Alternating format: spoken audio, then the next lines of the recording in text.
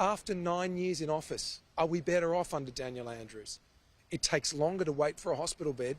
It takes longer to wait for an ambulance. It costs more than anywhere else in the country to send your kid to a government school in Victoria. And in many cases, academic standards in our schools have stagnated. Our child protection system is in crisis, sadly. Our roads are being terribly neglected. In regional Victoria, potholes that could pose a serious threat to life and serious injury are not being fixed. Why? Because Victoria is broke. Daniel Andrews has made his announcement today because, frankly and regrettably, the truth caught up with him. You can only make false promises and get away with it for so long. Sooner or later, eventually, the truth catches up with you. We saw that with the SEC.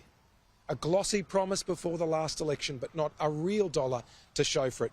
Only an empty jacket now, with no plan for our energy future. That represents a serious attempt to provide reliability and affordability when it comes to energy. Victorians and households and businesses are paying more for their energy than ever before, with no relief in sight. Daniel Andrews went to the last election promising Commonwealth Games here in Victoria, with particular focuses on regional Victoria. We now know that the Commonwealth Games promise was always just a hoax, a con, one that not only will cost Victorians more than $600 million in losses, compensation and other losses, not to mention the broader economic impacts because of this decision. Perhaps more importantly than the financial legacy of the Commonwealth Games debacle, Daniel Andrews' legacy is that he trashed Victoria's reputation, not only around our country. Daniel Andrews trashed Victoria's reputation around the world. Around the world, they talk about how Victoria reneged on its commitment to hold the Commonwealth Games. And maybe it is the case that had a proper business case been done, no decision should ever reasonably have been made to hold the Commonwealth Games. But that's not the point.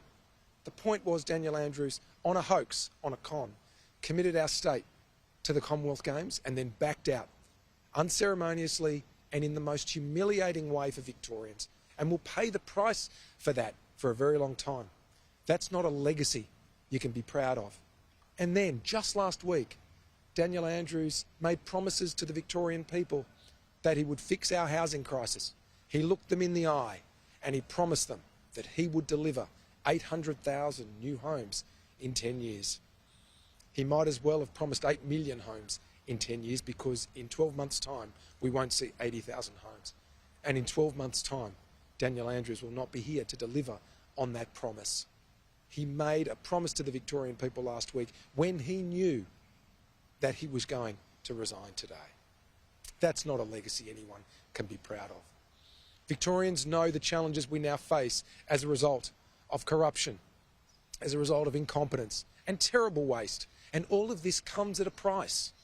It means that we have to miss out on other important things, whether it's health, education, child protection, access to justice, better roads, better community facilities. That's the price we pay when a government is incompetent, corrupt or wasteful.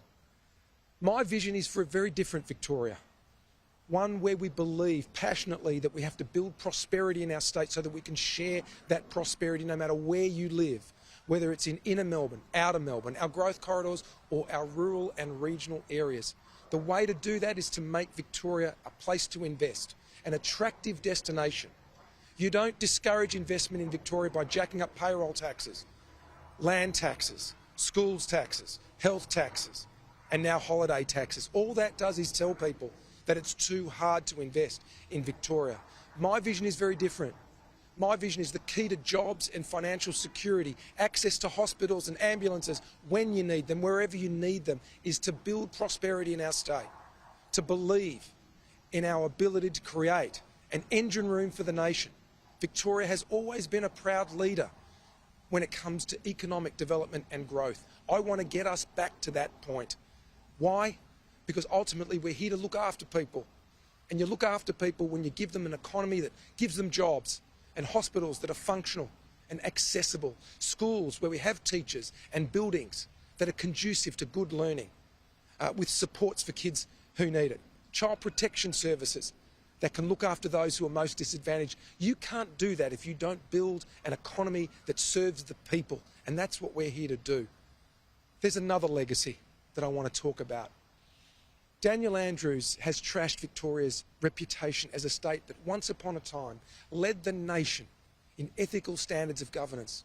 We had a public service that was regarded widely and indisputably as the best in the country. That's no longer the case. But it's not beyond us as a state. As an alternative Premier, I promise the Victorian people one of my top priorities will be to re-establish Victoria's reputation for ethical governance, where the public service is allowed to do the job we need it to do, to provide frank and fearless advice. And that's not some esoteric side issue. The ability of our agencies and stakeholders and departments to provide frank and fearless advice, what can that mean? It may mean that you don't have the tragedy of hotel quarantine, because you have lots of people providing government with the best advice. You don't have blowouts on John Pesutto, the Victorian opposition leader, a day where he might think he's back in the game, because the big figure, the huge figure in Victorian and Australian politics, Dan Andrews, has announced he's resigning. He's the 48th Premier of Victoria. He's been Premier since December of 2014. As of 5 p.m. tomorrow, that will be no more.